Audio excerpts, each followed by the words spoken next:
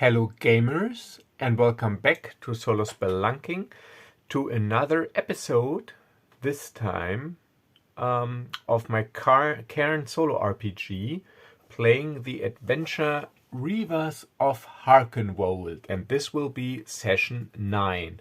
And now you're probably wondering, I thought this Cairn series ended, Vincent de Vega died, what's going on?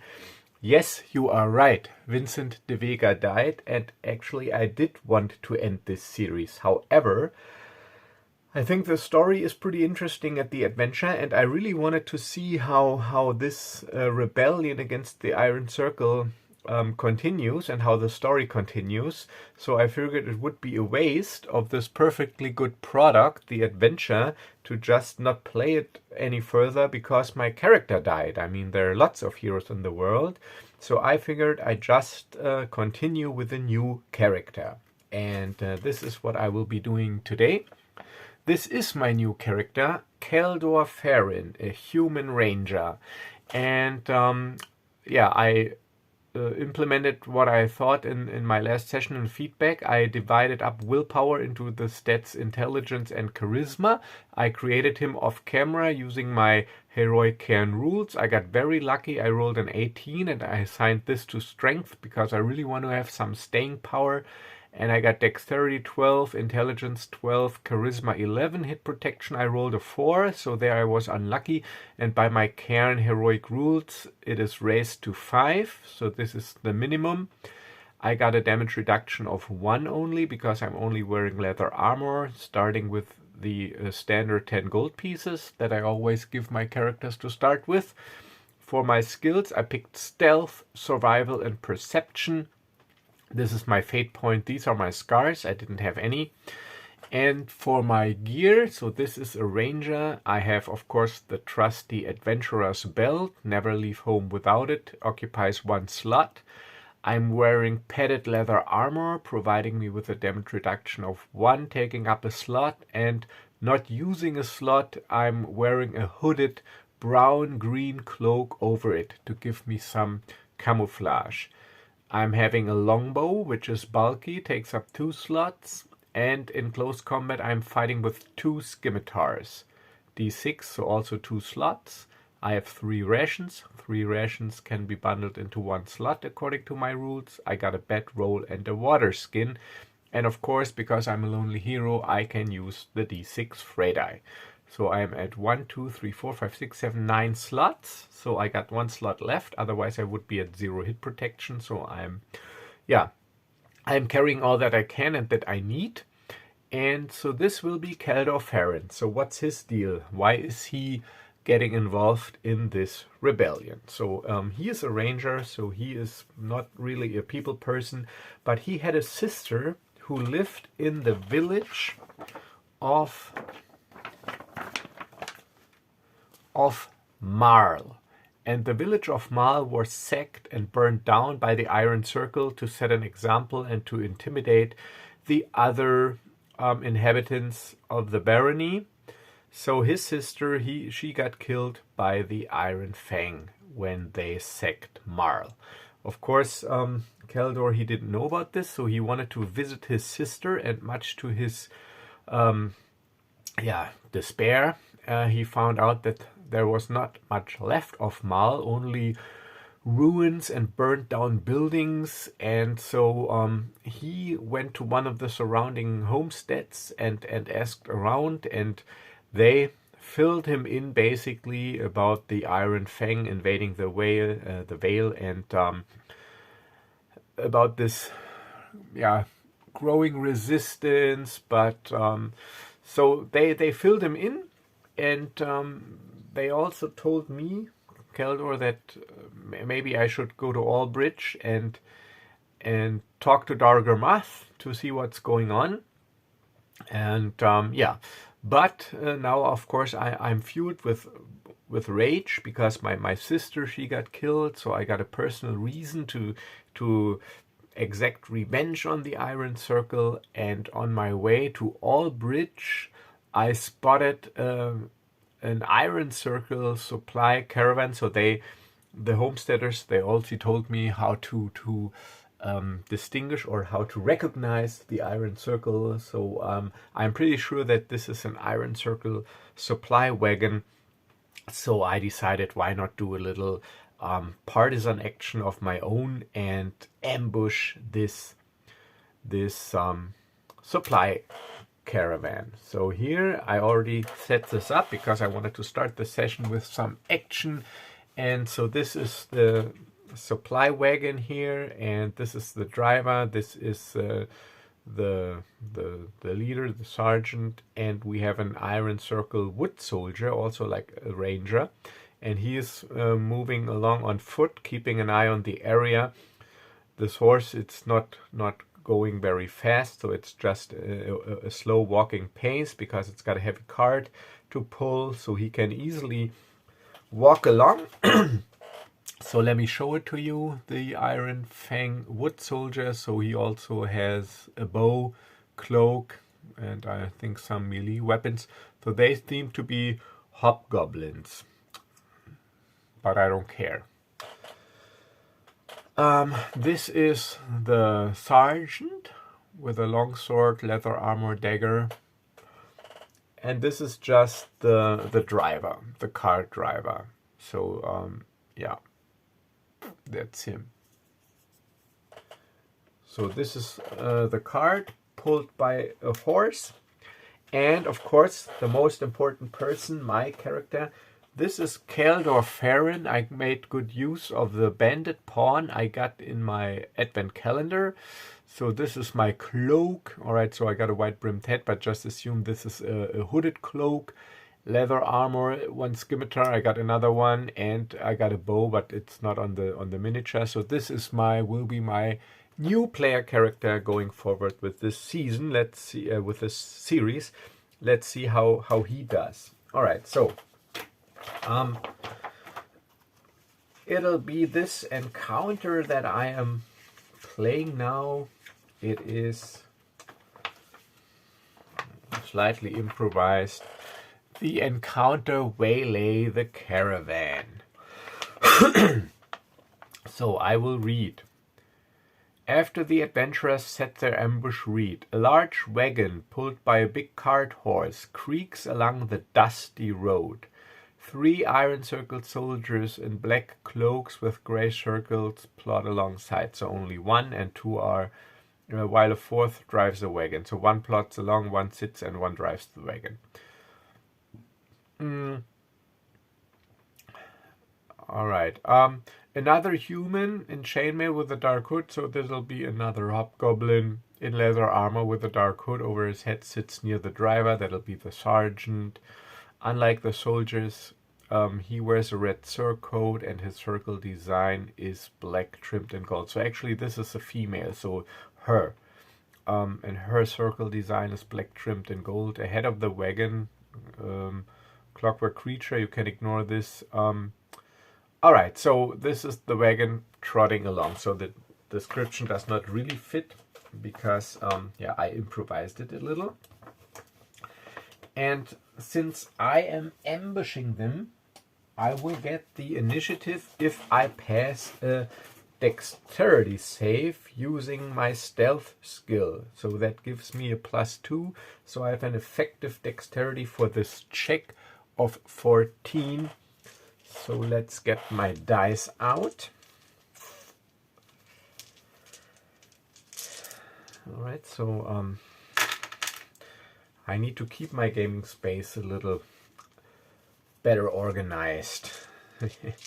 So, but I think you all know this problem if you got pawns and dice and stuff laying around all over the place. If you do too many sessions at once, too many different ones. Okay, so yeah, dexterity. I will use the green dice for me because I'm a ranger. So dexterity effective is 14. Please give me a good roll. And it is an 8. Oh, god damn it. Here I gotta roll low. It's an 18. So yeah, my ambush, it failed. So this forest soldier, he's also trained to spot ambushes because he's a ranger himself. He spots me hiding there, getting my bow ready to knock off an arrow. So he shouts, "Ambush!" And now I need to make a dexterity save, just a normal save, no skill, to see if I act like this is the initiative save. And I better get some stats ready for these guys as well. But let's do initiative first. So dexterity 12.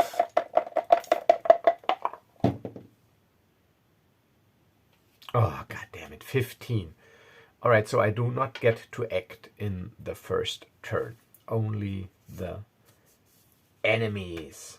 All right, so let's get some stats first. So we have the forest soldier.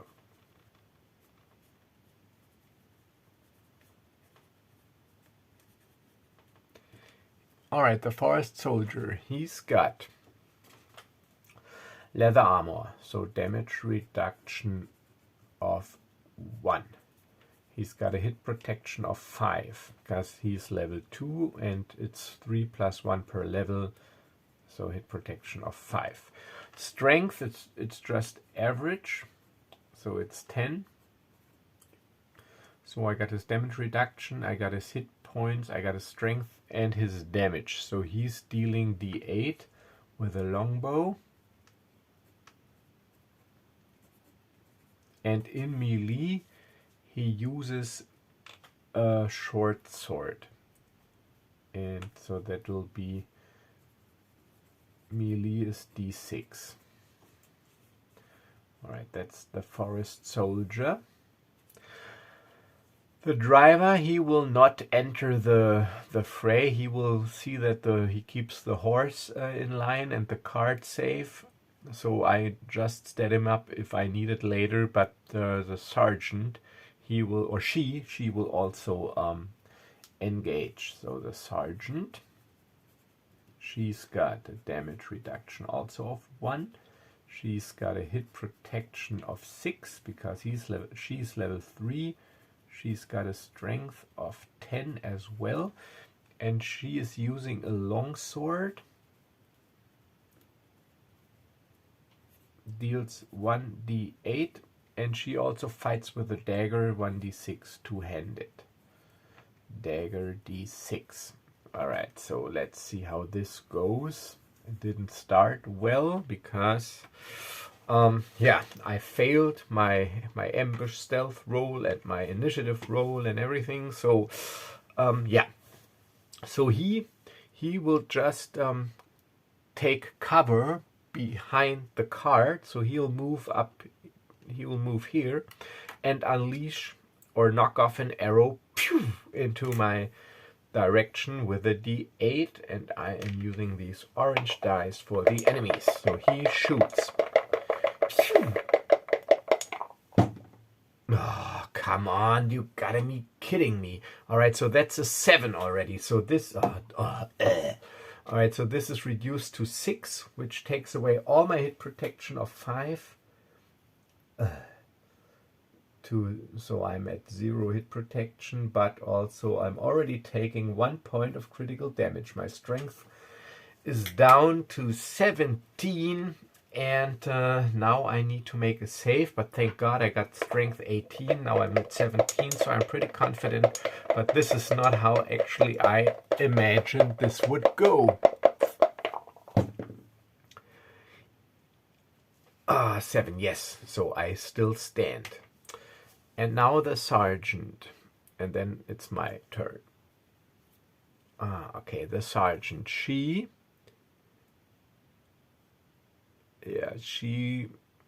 will not charge and go into a melee. She will just also get off the wagon and stay behind this guy and just wait for him to weaken me.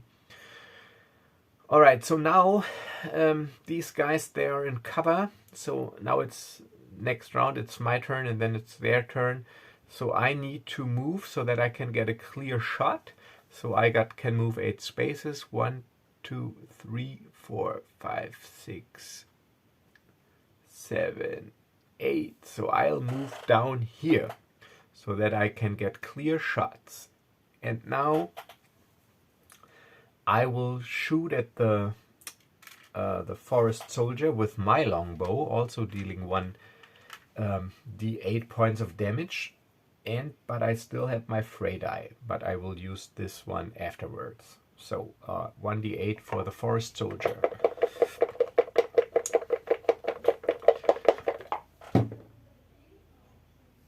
2. Oh, come on, you gotta be kidding me. Alright, so 2 reduced by 1. It's only 1, so I can make it here because I only got 1. So he's at 4 hit protection. And now my fray die. Come on, give me a good roll. My fray die, but it's also reduced by armor. My fray die. Ah, yes, 5. It is damn, it's reduced to 4. So this takes his hit protection down to 0, but does not trigger a critical damage save. But hit protection 0. That was my turn. Alright, so damn. So now it's their turn. So he he shoots with his arrow, with his bow, dealing 1d8. It's also a longbow. Come on, give me a good... give him a bad roll, please. Bad roll, please. Yes, that is a not very good roll. So 3 minus 1 is 2. Takes me to 15 strength. But everything that causes critical damage is bad. So now I need to make a save. But I'm confident because I still got my fate point. And... yes, 10. I make it. Whew. Alright, so that was him. And now she. Let's see. Does she charge up? 1, 2, 3, 4, 5, 6, 7, 8. She can't make it with her move, so it would be not very wise to just move up and she doesn't have to. She's got a good tactical position there, and otherwise she could throw her dagger. You know what? Let's ask the Almighty Oracle. And I'm using my D6 Oracle that I introduced in my live stream. And I will not use an event die because I'm in the middle of combat. I will just see if she charges up and throws her dagger or not. It's 50-50, so no modifier. And 6, yes, and alright, so yes, and means she will charge, throw her dagger, and then fully intends to also engage me in melee the next round. So she is going on the offensive. So now it's so he shot at me. So now it's her turn. 1, 2, 3, 4, 5, 6, 7, 8. So she moves up to here. And now she throws her dagger, use it as a throwing weapon, and it deals 1d6 points of damage.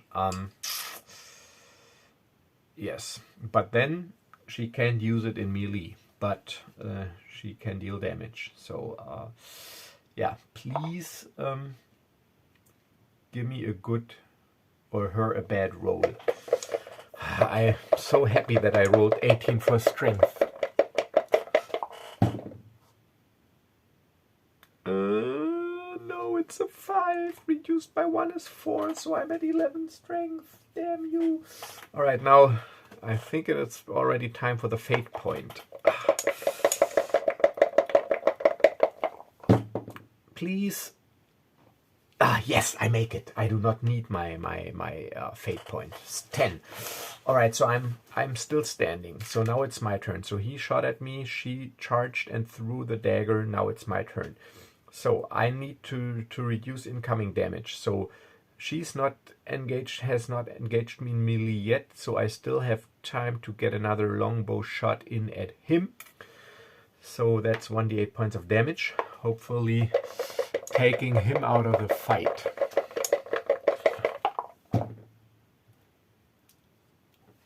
4 minus 1 is 3, takes him to 7 strength, but triggers a critical damage save. Please fail. Please fail.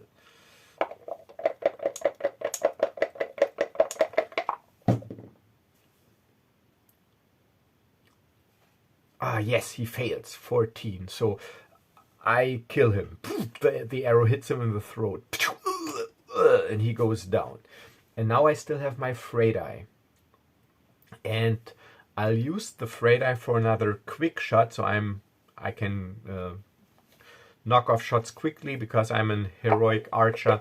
So 1d6. So this is my Frey die against the sergeant, but it is also reduced by armor, of course. Come on, Frey die.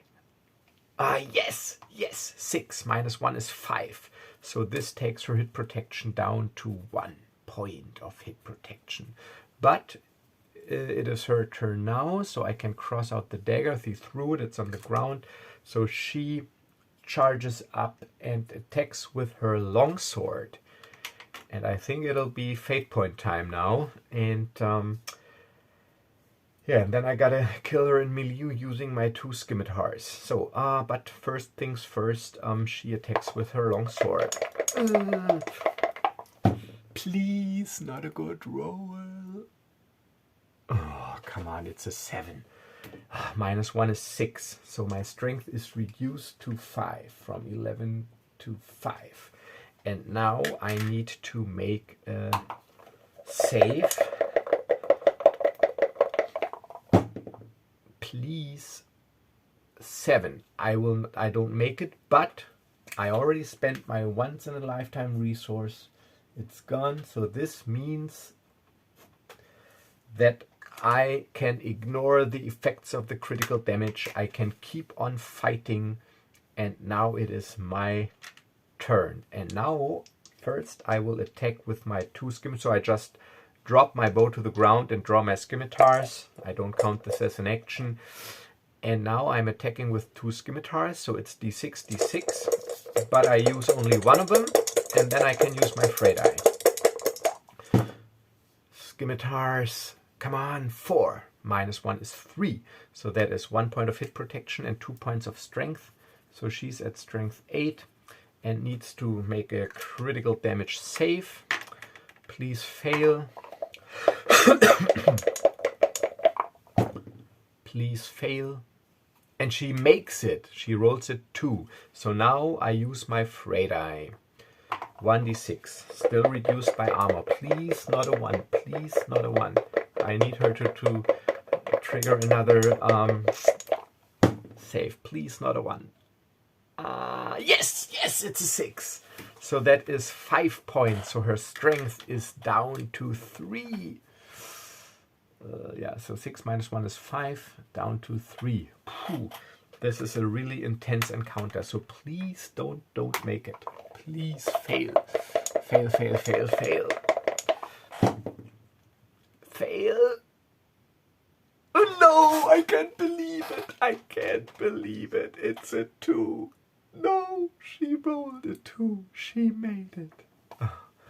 Oh, I can't believe this.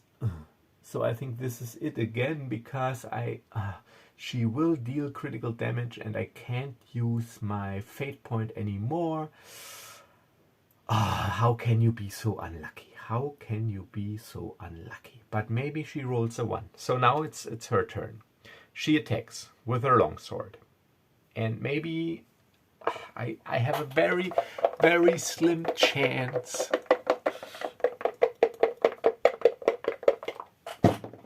Please. A bad roll, please. No, how can I be so unlucky? It's not a bad roll, it's the best roll possible. It's an 8, minus 1 is 7, and this takes me to minus 2. Alright, so...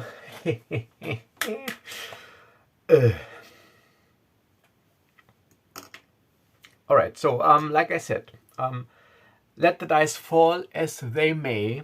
I was very unlucky, but it was a very, very intense encounter, and it was,